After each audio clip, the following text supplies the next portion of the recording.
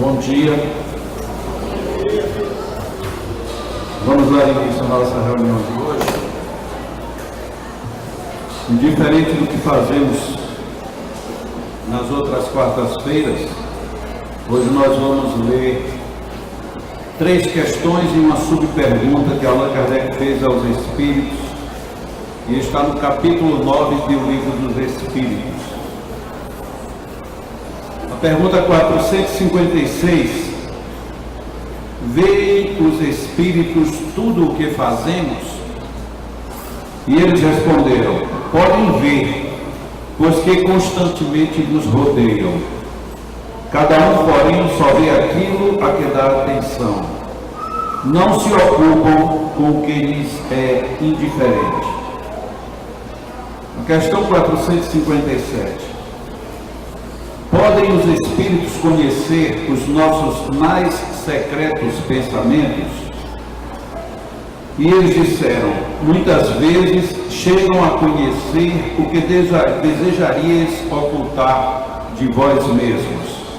Nem atos nem pensamentos se lhes podem dissimular. Ele adicionou uma subquestão: assim, mais fácil me seria ocultar de uma pessoa viva qualquer coisa do que a esconder dessa mesma pessoa depois de morta?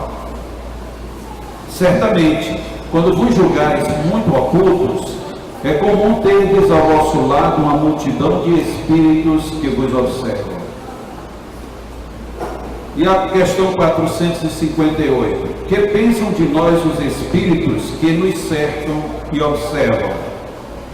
Responderam eles: depende. Os levianos riem das pequenas partidas que vos pregam e zombam das vossas impaciências. Os espíritos sérios se condoem nos vossos reveses e procuram ajudá-los. O que é bastante interessante nessas questões é que, de uma certa forma, todos nós nos incomodamos com a certeza ou a dúvida de que os Espíritos estejam ou não nos sabendo, nos vendo, nos acompanhando. E dentro desse estado comum, asseveramos muitas vezes que é uma verdadeira covardia. Os Espíritos veem e sabem tudo e a gente não os vê e, portanto, não sabemos nada deles. Mas de tudo que tem alguma coisa que a gente considera negativa, junto a ela vem naturalmente algo de positivo. Uma das primeiras positividades que nós poderíamos tirar de caráter eminentemente moral é que, se nós tomarmos conta de que isto é verdade, isso por si só já nos leva a refletir sobre a nossa postura em todos os momentos. É impressionante o que não faz a certeza de estarmos sendo observados. Quando nós estamos conversando com uma pessoa a respeito de uma terceira, normalmente temos uma tendência a destacar alguma coisa negativa dessa terceira. Mas na hora que a terceira pessoa chega, o rumo da conversa muda. Porque não nos interessa nos expormos diretamente a quem interesse tem na questão. Se nós soubermos que de fato os Espíritos estão muito próximos a nós, isto naturalmente nos levaria a ter posturas diferentes, principalmente quando considerando determinadas circunstâncias. Mas umas coisas são relevantes para ambos os sentidos e devem por isso mesmo chamar a nossa atenção. A primeira reflexão é: será que isto que os Espíritos responderam é verdade ou não é verdade? Se não for verdade, a gente pode pensar o que quiser, fazer o que quiser, desde que ninguém descubra. Mas parece que isso bate num outro ponto, que é aquilo que nós chamamos de autoconsciência. Quantas vezes a gente faz alguma coisa que no momento a gente pode até ter plena convicção de que está fazendo certo, mas depois vem a consciência e diz: olha, não era bem isso que você deveria ter feito, ou então você fez isso e deveria pensar para não fazer de novo, ou qualquer coisa que o valha. Mas na outra hipótese, tem alguém nos observando?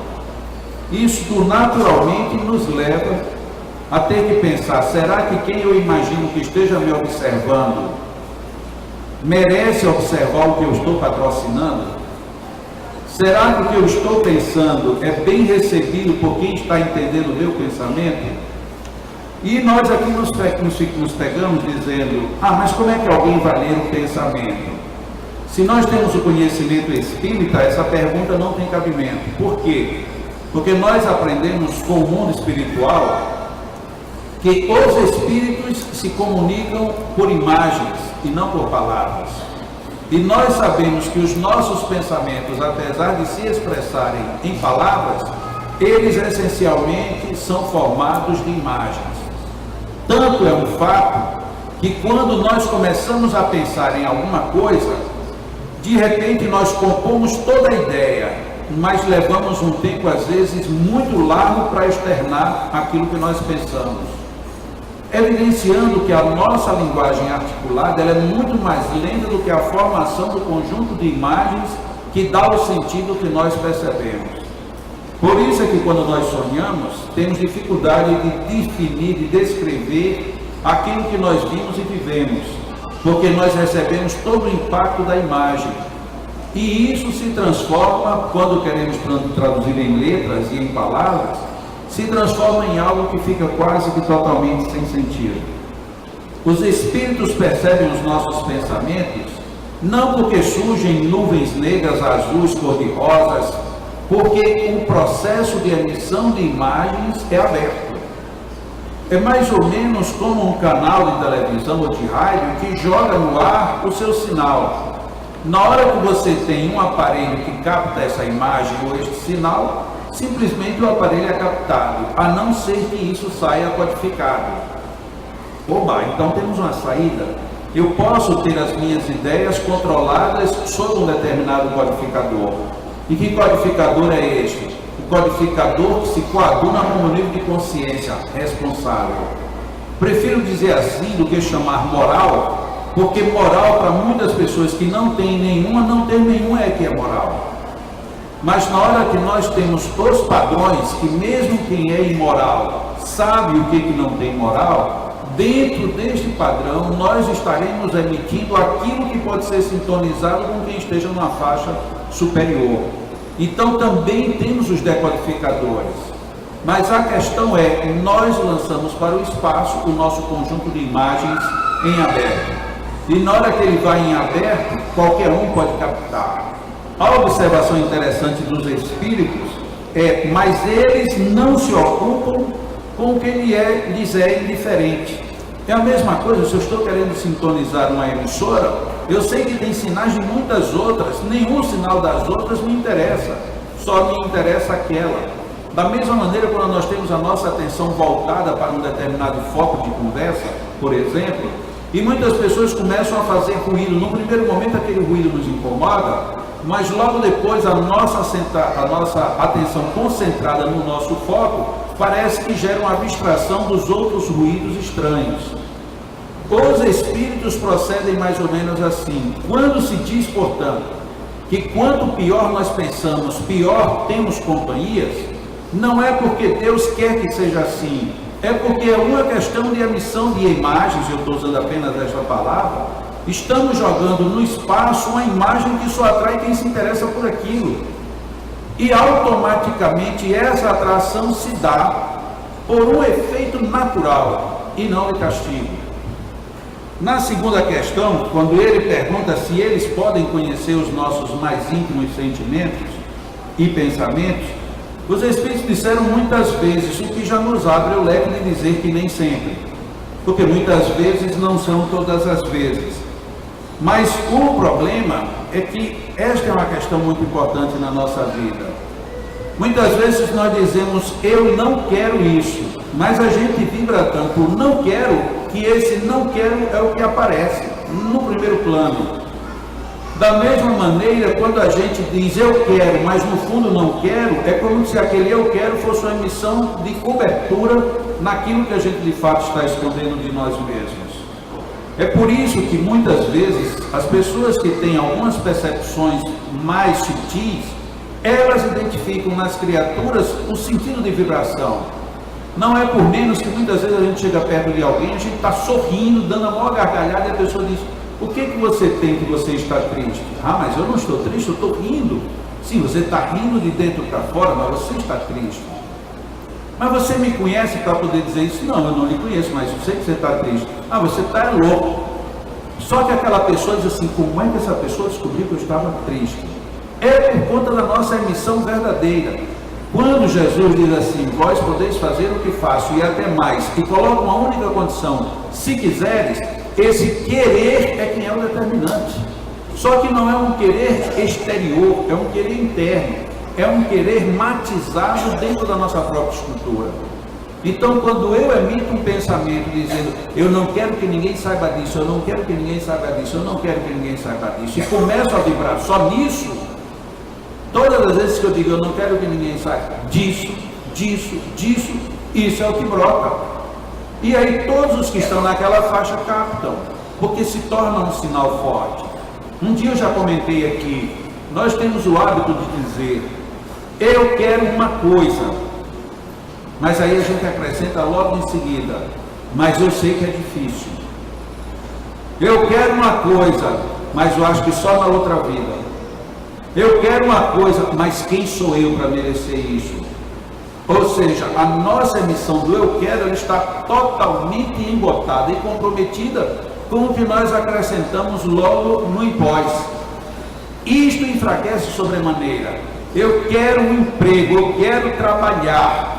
Não é possível que eu não consiga o emprego. E aí eu começo a emitir o meu foco no eu não conseguir, no eu estar sendo punido, não é possível, fulano conseguiu e eu não. Na realidade, eu estou trabalhando novamente contra a minha própria estrutura. Qual é a imagem que se torna visual para alguém que se aproxime? Está vendo? Aí ele diz que quer, mas não quer. Esse é dos nossos, é dos que não conseguem. Vamos atanasá-lo. Por isso que os espíritos dizem no comentário de que os espíritos menos felizes, eles se riem das nossas impaciências. Porque nós perdemos muita coisa na vida exatamente porque não temos a paciência de sequer elaborar uma imagem fixa. Eu não consigo elaborar uma imagem fixa. Eu digo: uma pessoa é muito bonita. Eu admiro muito aquela pessoa que é muito bonita. Nossa, como aquela pessoa é bonita. Como eu gostaria de ser tão bonito quanto aquela pessoa. Aí de repente eu estou pensando naquela pessoa bonita e a pessoa vem com o cabelo todo desarrumado. Nossa, como aquela pessoa ficou feia. Eu não consigo dizer: nossa, essa pessoa é bonita, só está faltando agora ajeitar o cabelo porque é bonita. Eu não consigo manter o é bonito por muito tempo.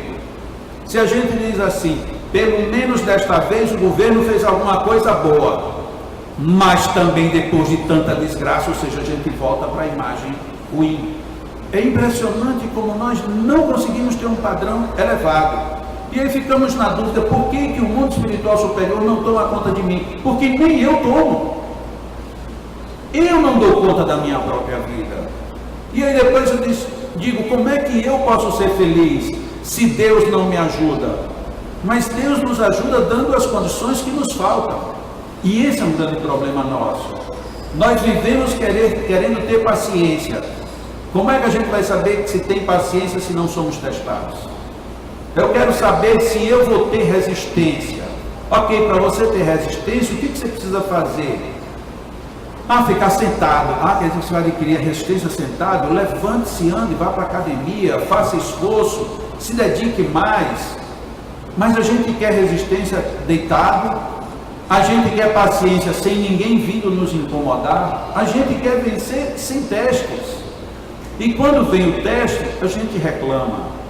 A vida pede que nós tenhamos uma postura aberta, não do que a gente não gosta e nem do que a gente não quer, mas aquilo que necessariamente é preponderante para que a gente esteja bem. Se nós vamos falar aqui apenas do eu quero vencer o vício da compulsão alimentar, por exemplo. Eu queria muito vencer esse meu desejo de viver comendo. O que é que eu devo fazer? Aí eu vou a um psicólogo para ele passar um medicamento para tirar o meu apetite. É uma providência mínima, mas é. Aí você vai. Aí o psicólogo diz: você vai ter que ir a um psiquiatra, porque ele é quem pode lhe passar um medicamento. Nossa, já não vou mais, porque já me chamou de doido. E a gente já abre mão, olha que a gente não vai ter nenhum esforço, vai um médico, e depois vai outro, já não vale mais. Porque é muito sacrifício para controlar a minha compulsão. Mas alguém mais perseverante vai ao segundo médico, e o médico diz: agora você vai ter que tomar esse medicamento. Esse medicamento, para você comer pouco, você vai ter que dormir muito. Ah, mas eu não posso, eu quero comer pouco para ficar esbelto, para poder ficar 24 horas por dia ligado. Então já está incompatível, não. Então já não quero fazer o tratamento. Não, você vai fazer, então sou mais perseverante, eu vou tomar esse remédio. E quando a hora que eu chego na farmácia para comprar o medicamento, isso é caro demais, Deus me livre, prefiro continuar comendo. A gente não tem um sistema de força interna para vencer o que a gente quer. Recentemente uma amiga nossa nos disse assim: nossa, mas eu estou muito gorda. Eu, como homem inteligente, digo: você acha? Ah, eu acho. Eu disse: o que é que você pretende fazer? Se eu pretendo emagrecer. Disse: que legal. Você tem alguma sugestão, Jacó? Eu digo: tenho. Uma sugestão que você não precisa gastar nada. Pelo contrário, você vai diminuir suas despesas. Se qual é? Você vai comer menos e vai tirar todo o alimento caro que você come. Você vai comer coisa barata agora. Mas Jacó, como assim? Eu digo: o que é que você come de mais caro? Chocolate, pode. Ah, mas tirar chocolate da minha vida? Pois é, você vai economizar. Imagina quanto você vai economizar. Não, mas eu gosto assim de prato. Qual é o prato que você mais gosta? Ele disse: cheio. Ele disse: então como agora meio. Ah, Jacó, mas eu vou ficar com fome. Sim, você vai ficar com fome, mas você vai perder o essencial, que é o peso. E aí daqui a pouco a gente chega e diz assim: Jacó, você realmente não é meu amigo. Eu disse: mas por que eu não sou seu amigo? Você não disse que queria emagrecer? Eu quero emagrecer, mas não quero morrer de fome. Eu digo: nossa, então eu já morri, porque eu como menos do que você, ainda estou aqui com esse corpão todo. Deus me livre. E além, se não for comigo, o que é que eu faço? Caminhando, depois correndo, e depois indo para a academia. Mas quanto tempo? Uns 15 minutos é cada máquina 15 minutos. Basta você fazer 20 máquinas que já é bom. Você está louco? Eu digo: pois é, tudo é loucura. A única coisa certa no mundo é você comer compulsivamente. Ah, não, eu prefiro continuar como eu estou. Eu disse: então deixe de brigar com o espelho. Viva bem com o espelho. É, definitivamente, você não é meu amigo. Eu digo: mas o que é que você queria que eu fizesse? Eu queria que você me desse um passe e eu secasse.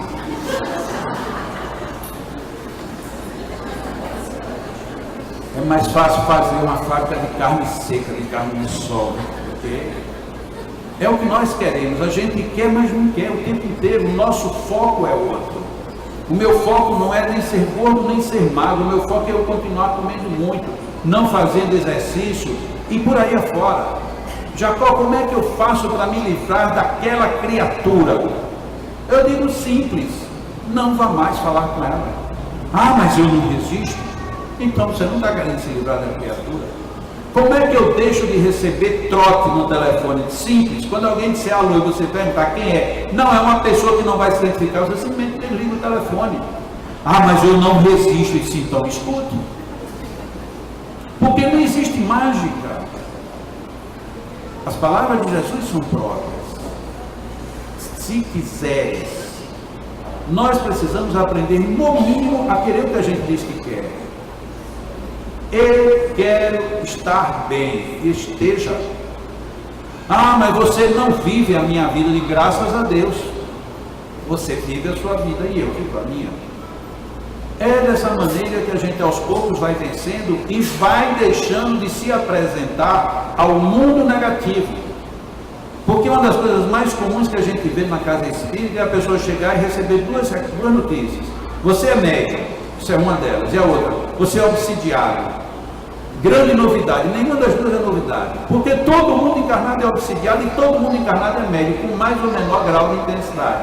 Então até aí não tem nenhuma novidade. Mas a gente quer algo diferente.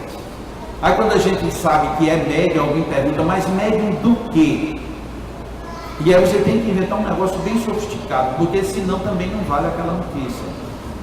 Na realidade a gente está fugindo. Nós estamos em contato direto com o mundo espiritual, momentaneamente com uma desvantagem. Eles estão nos vendo e nos acompanhando o tempo todo. Mas nós podemos dar drible no mundo espiritual. Como? Fazendo o que eles não querem, os inferiores, e fazendo o que eles querem, os superiores. Ah, mas dito assim é fácil. Mas tem muitos comportamentos que a gente pode adotar de uma maneira bem natural e que muda tudo. Por exemplo, dia de sábado eu não trabalho, então eu vou tomar minha cerveja, eu vou... Ok, ótimo, você está lindo e maravilhoso. Aí no domingo você está brigado com a família e na segunda-feira está de ressaca. Não foi bom? Não, mas eu não sei fazer isso. Ok, você pode fazer. Troca a tua cerveja, não precisa vir para a Centro Espírita nem para ir para a igreja. Vai prestar atenção à tua mãe, a teu filho, a teu vizinho. Faz alguma coisa útil. Ah, mas eu já estou cansado de fazer alguma coisa útil. O que é que você está fazendo de útil? Estou sustentando um miserável. Ah, tá bom. E quem é o miserável que você sustenta? Eu. Porque eu sou preguiçoso e tenho que trabalhar para me sustentar. Tem muita gente que pensa assim. E aí quando chega no sábado quer tirar folga de si próprio. Porque na realidade nem quer beber, ninguém não quer tirar férias de si. Quer passar 2 dias sem saber onde andou nem por onde está. É tão simples, mas a gente não quer. Eu, quando há muitos anos eu trabalhava ainda na Federação Espírita do Rio Grande do Norte, de vez em quando eu precisava de mudar em algum setor. Quando eu mudava de setor, eu dizia aí para qual é o próximo que eu vou. E um dia uma pessoa me perguntou, mas por que quando você sai de uma coisa você vai para outra?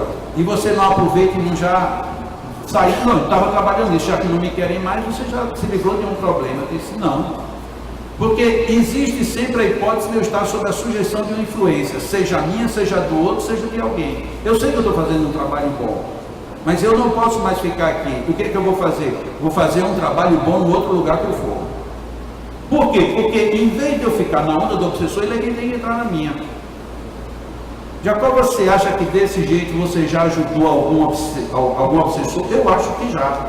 Porque na hora que ele não conseguiu me vencer, das duas uma, ou ele disse ao cara, o cara não desiste, e ficou junto, terminou aprendendo, ou então ele diz, o cara não desiste, eu vou embora, e me largou. Então sai na vantagem, sem precisar ir para a reunião mediúnica nem nada. É simples, agora é preciso que a gente queira. Esse é o pensamento que a gente tem que emitir, eu vou conseguir, e tira os complementos, mas se não der certo, se não der certo não, eu vou. Na hora que eu perceber que o caminho não é esse, eu mudo o roteiro, simplesmente isso. Mas eu vou conseguir. Eu vou emagrecer. Como? Eu vou emagrecer mudando a alimentação, voltando a fazer meus exercícios, vou para aqui, vou para ali. Ok, é uma decisão. Ah, mas isso é muito ruim. Não, eu não sei se é muito ruim, não. Porque tem muita gente que faz e acha bom. Talvez eu que esteja olhando do ângulo errado. Os espíritos nos observam de fato o tempo inteiro.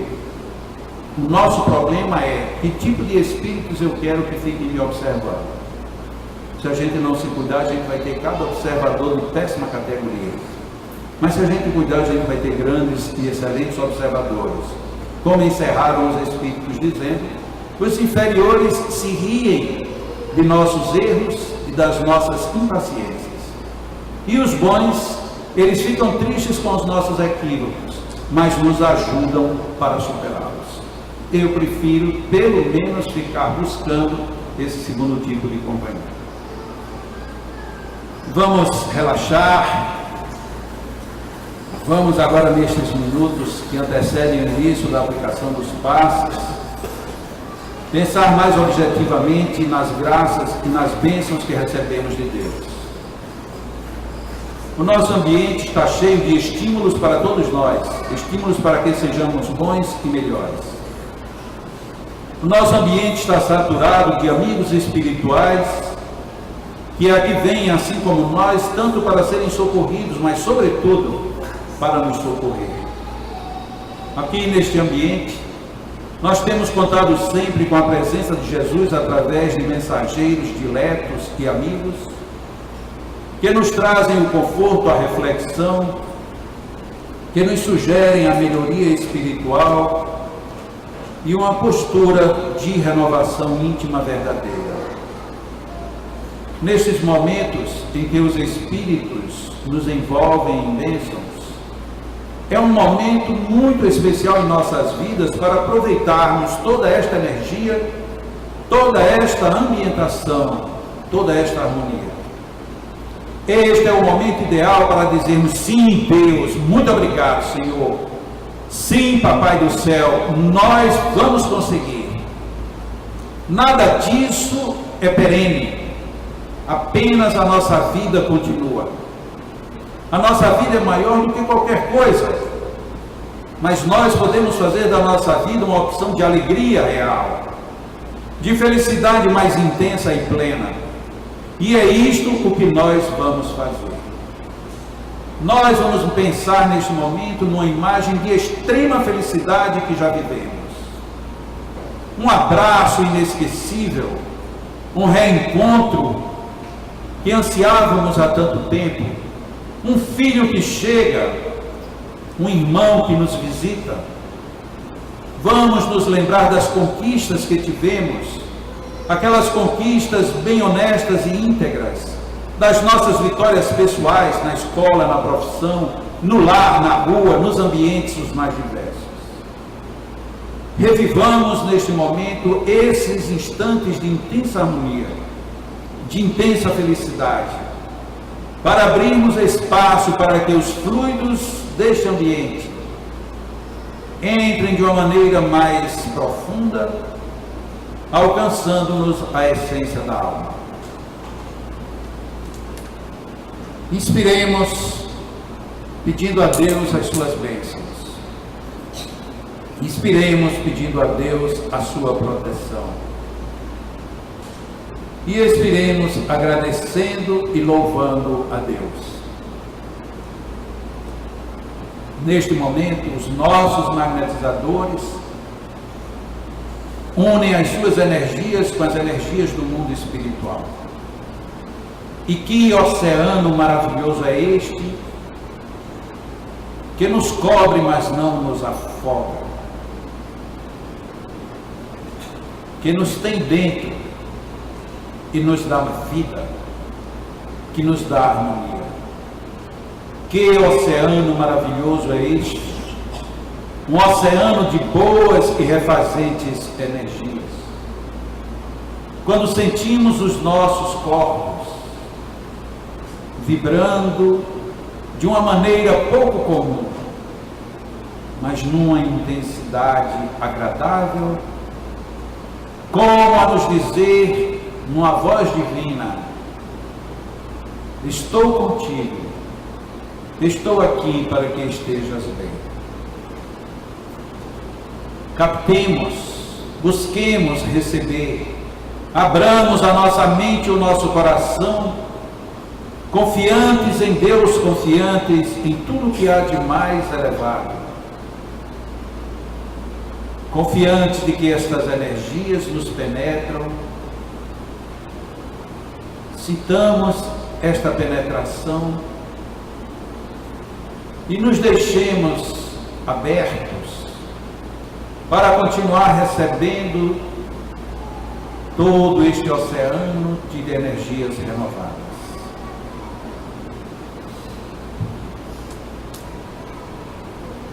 Estejamos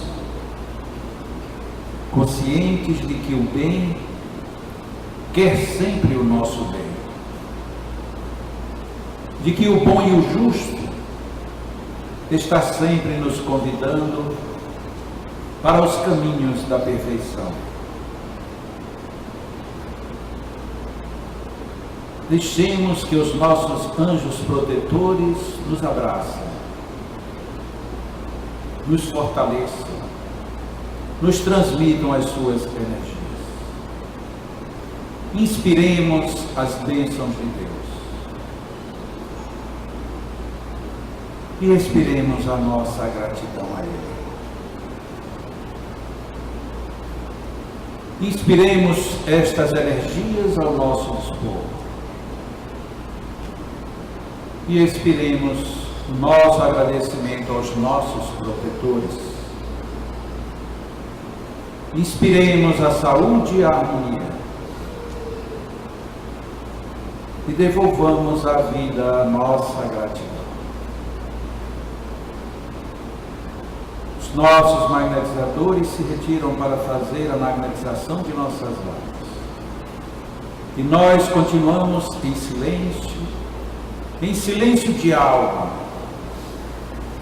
aproveitando mais um pouco de toda essa energia que ainda é muito abundante à disposição de cada um de nós.